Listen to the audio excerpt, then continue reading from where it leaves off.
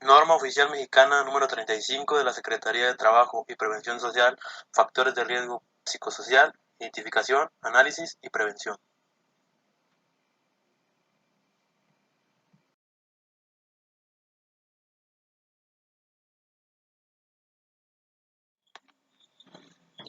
¿Cuál es el alcance de esta norma? El objetivo de la norma es establecer los elementos para identificar, analizar y prevenir los factores de riesgo psicosocial, así como para promover un entorno organizacional favorable en los centros de trabajo. ¿A quién le aplica la norma número 35? De acuerdo con el campo de aplicación, la norma rige en todo el territorio nacional y aplica en todos los centros de trabajo.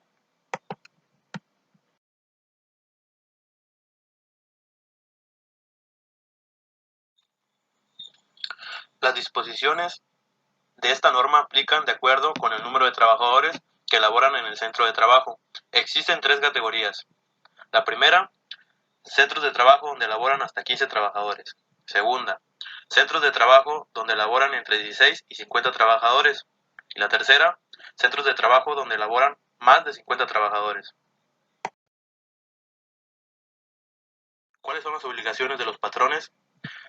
Sin importar el tamaño de la empresa, son de carácter obligatorio las siguientes obligaciones: establecer, implantar, mantener y difundir en el centro de trabajo una política de prevención de riesgos psicosociales que contemple la prevención de los factores de riesgo psicosocial, la prevención de la violencia laboral y la promoción de un entorno organizacional favorable.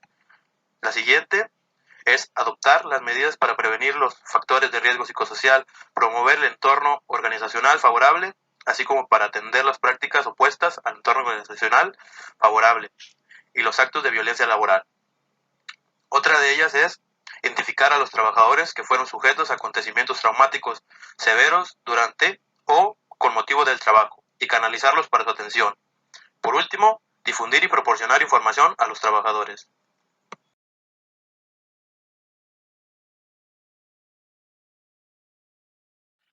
¿Qué es la política de prevención de riesgos psicosociales?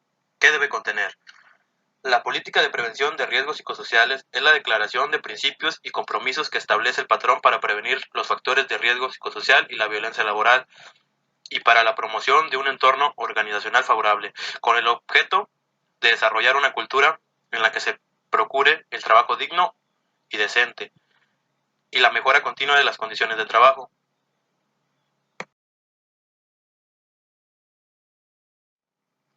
¿Cuáles son las medidas de prevención?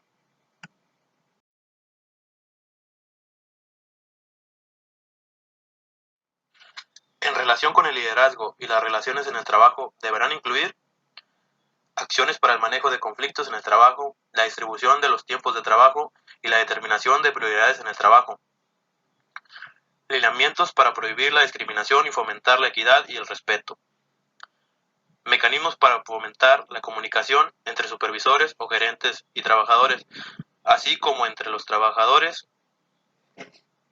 establecer y difundir instrucciones claras a los trabajadores para la atención de los problemas que impiden o limitan el desarrollo de su trabajo cuando estos se presenten. Capacitación y sensibilización de los directivos, gerentes y supervisores para la prevención de los factores de riesgo psicosocial y la promoción de entornos organizacionales favorables.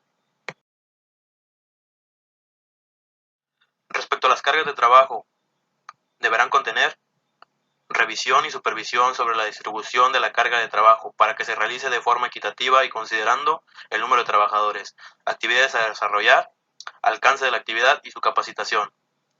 Actividades para planificar el trabajo, considerando el proceso productivo, de manera que se tengan las pausas y periodos necesarios de descanso, rotación de tareas y otras medidas necesarias para evitar ritmos de trabajo acelerados. Instructivos o procedimientos que definan claramente las tareas y responsabilidades. En lo que se refiere al control de trabajo, deberán comprender actividades para involucrar a los trabajadores en la toma de decisiones sobre la organización de su trabajo, para que participen en la mejora de las condiciones de trabajo y la productividad, siempre que el proceso productivo lo permita y cuenten con la experiencia y capacitación para ello. Acciones para acordar y mejorar el margen de libertad y control sobre el trabajo, por parte de los trabajadores y el patrón, y para impulsar que estos desarrollen nuevas competencias o habilidades considerando las limitaciones del proceso productivo. Reuniones para abordar las tareas de oportunidad de mejora, a efecto de atender los problemas en el lugar de trabajo y determinar sus soluciones. Respecto al reconocimiento en el trabajo, deberán contar con mecanismos que permitan reconocer el desempeño sobresaliente de los trabajadores, difundir los logros de los trabajadores sobresalientes. En su caso, expresar al trabajador sus posibilidades de desarrollo. En lo que se refiere a la prevención de la violencia laboral, se deberá difundir información para sensibilizar sobre la violencia laboral, tanto a trabajadores como a directivos, gerentes y supervisores. Establecer procedimientos de actuación y seguimiento para tratar problemas relacionados con la violencia laboral y capacitar al responsable de su implementación. Informar sobre la forma en que se deben denunciar actos de violencia laboral. ¿Cómo se debe realizar la evaluación del entorno organizacional? La evaluación del entorno organizacional favorable deberá comprender los elementos siguientes: el sentido de pertenencia de los trabajadores a la empresa, la formación para la adecuada realización de las tareas encomendadas, la definición precisa de las responsabilidades para los trabajadores, la participación proactiva y comunicación entre el patrón y sus representantes y los trabajadores, la distribución adecuada de cargas de trabajo con jornadas laborales regulares, la evaluación y el reconocimiento del desempeño. ¿Cuándo aplican las medidas y acciones de control? Las acciones de control solo se deben aplicar cuando los resultados de las evaluaciones determinan la necesidad de desarrollar acciones de control. De ser el caso, dichas acciones se deberán implementar a través de un programa.